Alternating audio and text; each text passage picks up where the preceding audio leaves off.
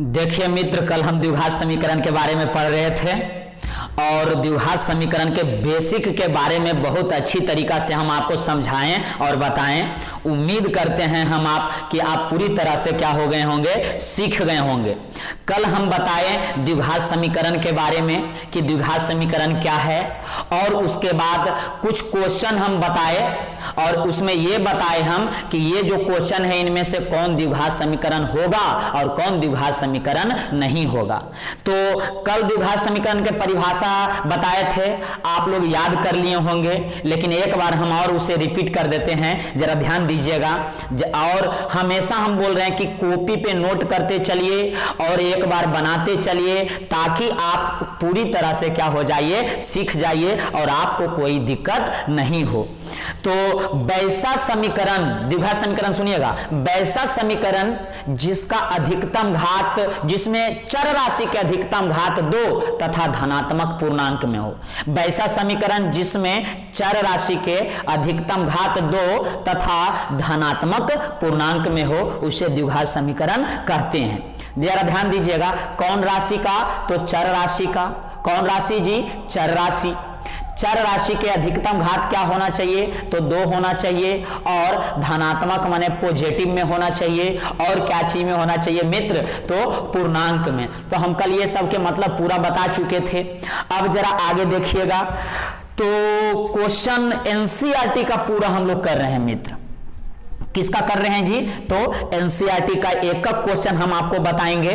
तो ये एक्सरसाइज 4.1 का है, क्वेश्चन नंबर 2 का पहला, और इससे पहले हम जो किए वो क्वेश्चन नंबर 1 का था, और ये क्वेश्चन नंबर 2 का पहला है, एक्सरसाइज 4.1। तो जरा ध्यान दीजिएगा मित्र, क्वेश्चन एक बार पढ़िए। इस तरह के क्वेश्चन प्रश्न में पूछा जाता है, और ये क्वेश्चन पढ़ के पहले अच्छा से क्या कीजिए, समझिए। बोल रहा है कि एक आयताकार भूखंड का क्षेत्रफल 500 कितना है, 28 मीटर स्क्वायर है।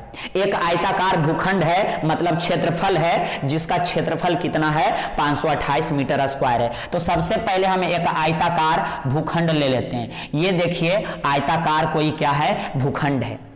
तो इसका क्षेत्रफल भी दिया हुआ है, तो इसका क्षेत्रफल देखिए मित्र है 500 कितना है, 28 मीटर स्क्वायर है। अब हम लोग आगे पढ़ते हैं। क्षेत्र की लंबाई जो है, तो आप जानते हैं कि ये होता है लंबाई, और ये क्या होता है बंधु, तो ये होता है आपका चौड़ाई। जरा ध्यान दीजिएगा, क्षेत्र की लंबाई चौड़ाई के दुगुने से एक क्या है, अधिक है। तो हमें भूखंड की लंबाई और चौड़ाई क्या करनी है, ज्ञात करनी है। लंबाई और चौड़ाई क्या करनी है, ज्ञात करनी है। इस क्वेश्चन को हम लोग को द्विघात समीकरण के रूप में सिर्फ क्या करना है, व्यक्त करना है। आंसर नहीं निकालना है, द्विघात समीकरण के रूप में व्यक्त करके और इसे आप छोड़ दीजिए। तो देखिए सबसे पहले हम लंबाई चौड़ाई ये सब जो दिया हुआ है मानना पड़ेगा। तो देखिएगा यहां पर एक बात बोला कि लंबाई चौड़ाई के दुगने से, कौन, लंबाई चौड़ाई के दुगने से एक अधिक है। जरा ध्यान दीजिएगा भाई साहब, यहां का रहा है प्रश्न से एक बात बोला है, क्या चीज से, प्रश्न से, कि लंबाई जो है किससे जी, चौड़ाई के कै गुना से, तो दुगुना से एक क्या है, तो अधिक है। लंबाई चौड़ाई के दुगुना से एक अधिक है। कौन, लंबाई, किससे, चौड़ाई से, कै गुना से, 2 गुना से। कितना अधिक है, एक अधिक है, मतलब प्लस में है। तो देखिएगा चौड़ाई को मानना पड़ेगा। तो यहां पे हम मान लेंगे सबसे पहले, माना कि आयताकार भूखंड की चौड़ाई बराबर x मीटर। किसे मान लिए, चौड़ाई को मान लिए x मीटर।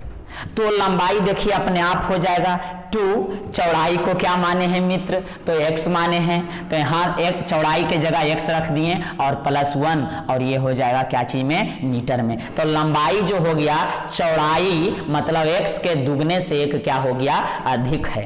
तो पुनः प्रश्न से जरा देखेंगे, पुनः क्या चीज से मित्र, तो प्रश्न से बोल रहा है कि आयताकार भूखंड का जो क्षेत्रफल है वो 528 है। तो लिख दीजिए प्रश्न से, आयताकार भूखंड का क्षेत्रफल बराबर 528 मीटर स्क्वायर है। तो आप जानते हैं कि आयताकार भूखंड का मतलब क्षेत्रफल का फॉर्मूला क्या होता है, तो लंबाई और गुने चौड़ाई, मतलब आयत का क्षेत्रफल क्या होता है, लंबाई गुने चौड़ाई, और ये है 528। कोई दिक्कत है तो जरा ध्यान दीजिए, रोक के वीडियो को देख लीजिए। लंबाई क्या है, लंबाई कितना है, तो यहां जरा देख लीजिए 2x + 1 है, 2x + 1, तो लंबाई के जगह रख दिए 2x + 1। और चौड़ाई क्या माने हैं मित्र, तो x मीटर है, और यहाँ 500 कितना है, 28 है। अब x को भीतर में गुना कर दीजिए सबसे, तो x में इसमें गुना होगा तो ये हो गया 2x²। x को 1 से कीजिए तो ये हो गया x, और 528 को उस तरफ लेके चल जाएंगे तो प्लस से माइनस में 528 = 0। x को हम इससे गुना किए हैं मित्र तो x² हो गया, मतलब 2x²। x को 1 से किए हैं तो यहाँ x हो गया, 528 को उस तरफ लेके चल गए तो माइनस में 0। तो कह रहा था कि द्विघात समीकरण के रूप में क्या कीजिए, व्यक्त कीजिए। तो ये द्विघात समीकरण के रूप में व्यक्त हो गया, और यही मेरा क्या हो गया, आंसर हो गया। यही क्या हो गया, आंसर। अब हम लोग अगला क्वेश्चन करते हैं। अगला क्वेश्चन मेरा ये है मित्र, तो एक बार क्वेश्चन को अच्छी तरीका से पहले आप क्या कीजिए, पढ़ लीजिए। क्वेश्चन पढ़ने का मकसद क्या दिया हुआ है और क्या निकालना है, क्या दिया हुआ है और क्या निकालना है, और वो जो निकालना है वो कैसे निकालेंगे। तो सबसे पहले देखते हैं कि क्या दिया हुआ है और क्या निकालना है। तो दो क्रमागत धनात्मक पूर्णांकों का गुणनफल 306 है, ये दिया हुआ है। देखिए कि दो क्रमागत धनात्मक पूर्णांक है जिसका गुणनफल 306 है, और हमें ज्ञात करना है, पूर्णांकों को ज्ञात करें, मतलब वो जो पूर्णांक है वो क्या है, यही निकालना है। तो ये दिया हुआ है और ये क्या करना है मित्र, निकालना है। तो जरा ध्यान दीजिएगा, सबसे पहले दो क्रमागत धनात्मक पूर्णांक के बात आया है, तो इसे मानना पड़ेगा। दो क्रमागत धनात्मक पूर्णांक को हम लोग मान लेंगे, एक को मानेंगे x और एक को मान लेंगे x + 1। ऐसा हम क्यों कर रहे हैं, तो जरा ध्यान दीजिएगा। क्रमागत माने लगातार होता है। क्रमागत धनात्मक पूर्णांक के मतलब ऐसे अगर समझेंगे तो जैसे 4 और 5 लिए तो ये लगातार हुआ, 4 के बाद 5, 11 12 लिए, कोई भी दो लगातार आप संख्या लीजिए धनात्मक में होना चाहिए। जैसे 20 और क्या लीजिए, 21 लीजिए, तो ये लगातार हुआ।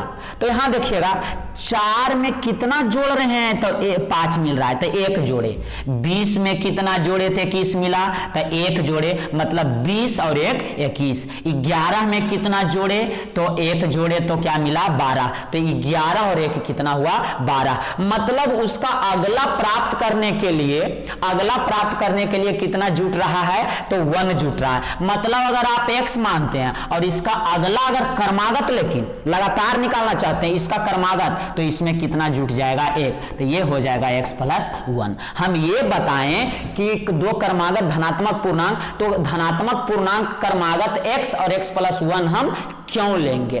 तो अब जरा आगे हम देखते हैं।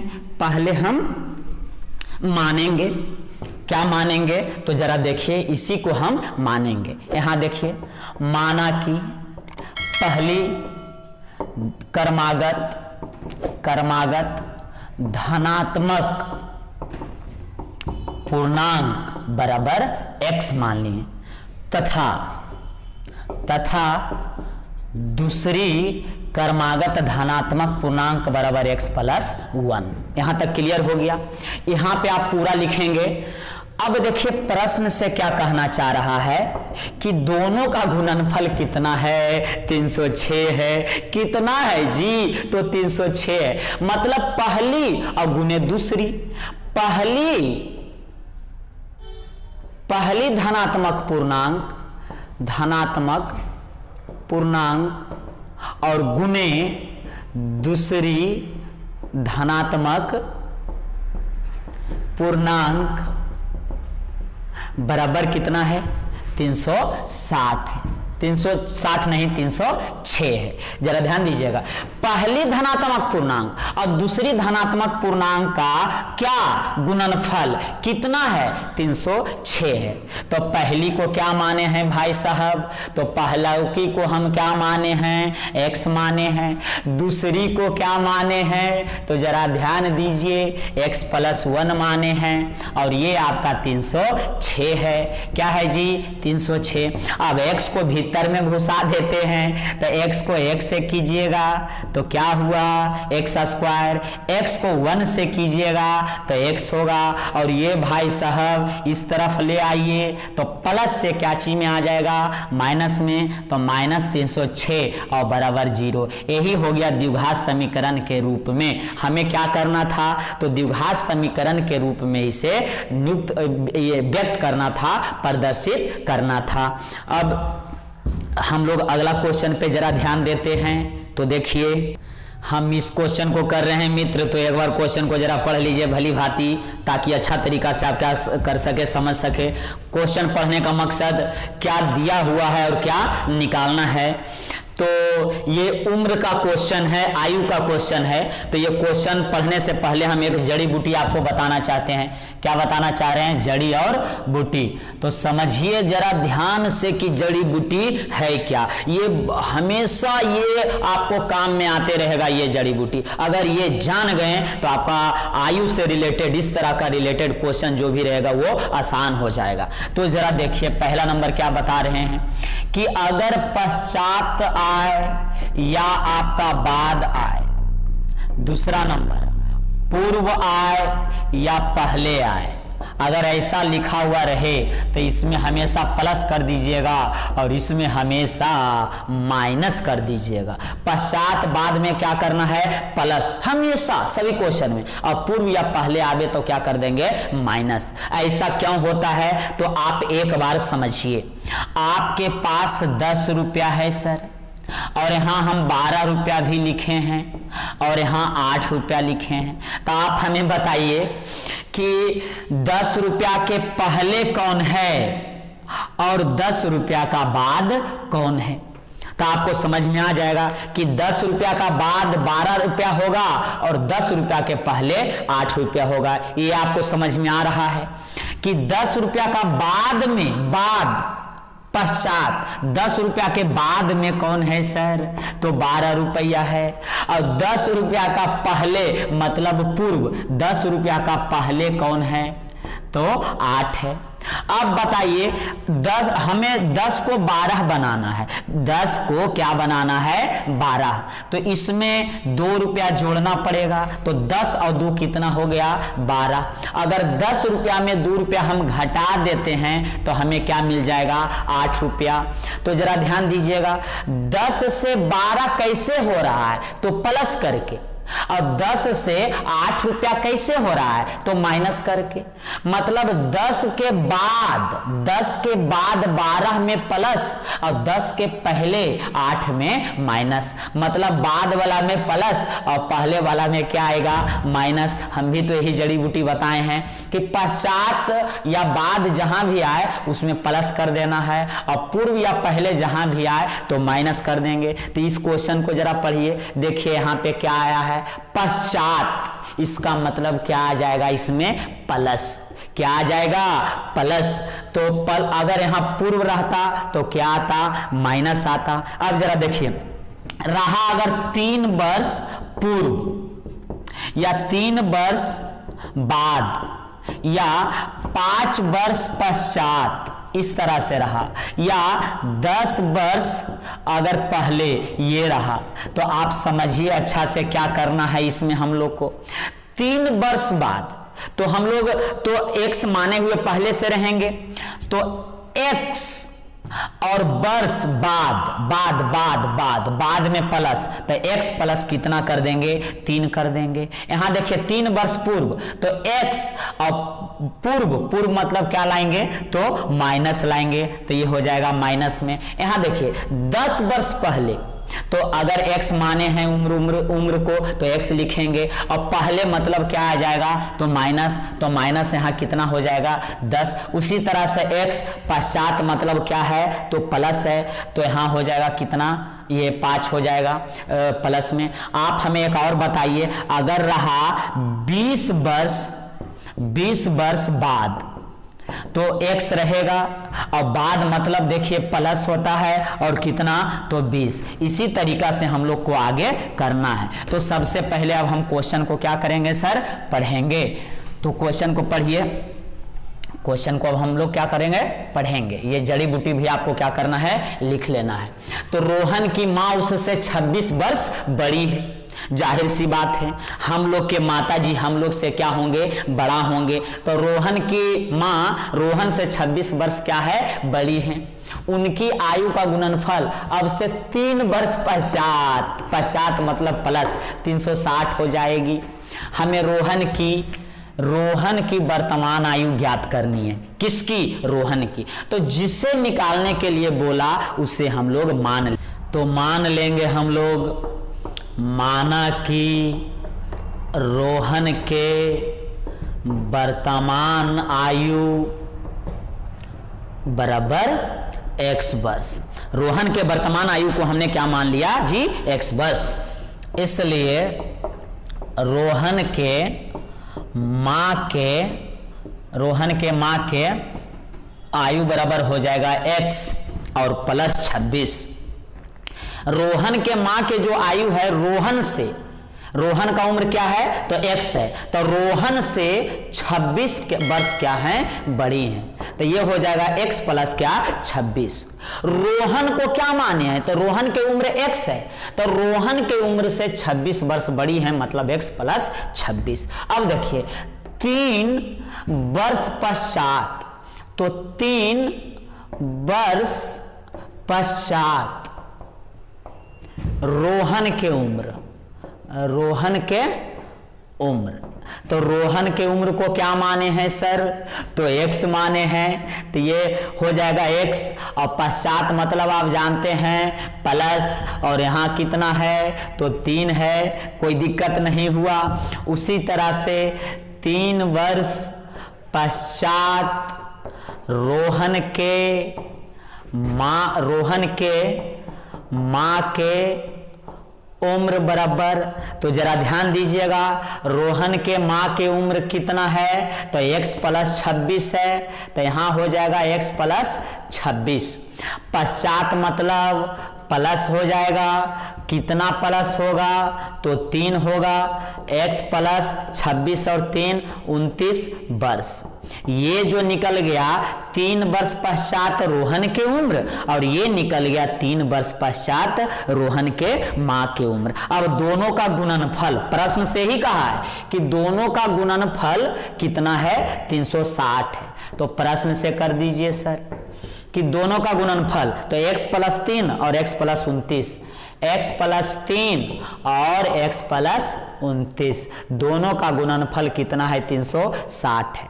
3 वर्ष पश्चात रोहन के उम्र और 3 वर्ष पश्चात रोहन के माँ के उम्र, दोनों का गुणनफल 360 है।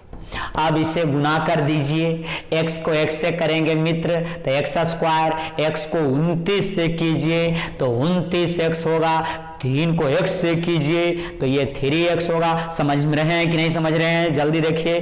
3 को 29 से करेंगे तो 29 तिया 87, और ये प्लस से उस तरफ ले जाएंगे तब माइनस में, और इस तरफ बच गया 0। इसे उस तरफ लेके चल गए तो माइनस में। यहाँ देखिए x स्क्वायर, ये दोनों दोस्ती कर लिया, 29 और 3 कितना हो गया 32x, और ये घट जाएगा तो ये बड़ा वाला है सर तो माइनस हो जाएगा।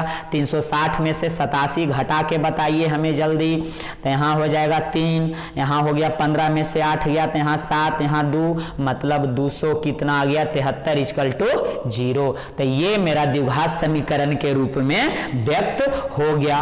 जरा ध्यान दीजिएगा, रोहन के वर्तमान आयु को हम क्या मान लिए थे x, तो रोहन के माँ की आयु हो जाएगा x प्लस 26, क्योंकि रोहन से 26 वर्ष बड़े हैं। 3 वर्ष पश्चात रोहन की उम्र, तो x प्लस 3, क्योंकि पश्चात में प्लस आता है, और उनका माँ की उम्र होगा x प्लस 29। अब दोनों का गुणनफल कितना आ गया 360, और हल कर दिए तो ये मेरा क्या आ गया, आंसर आ गया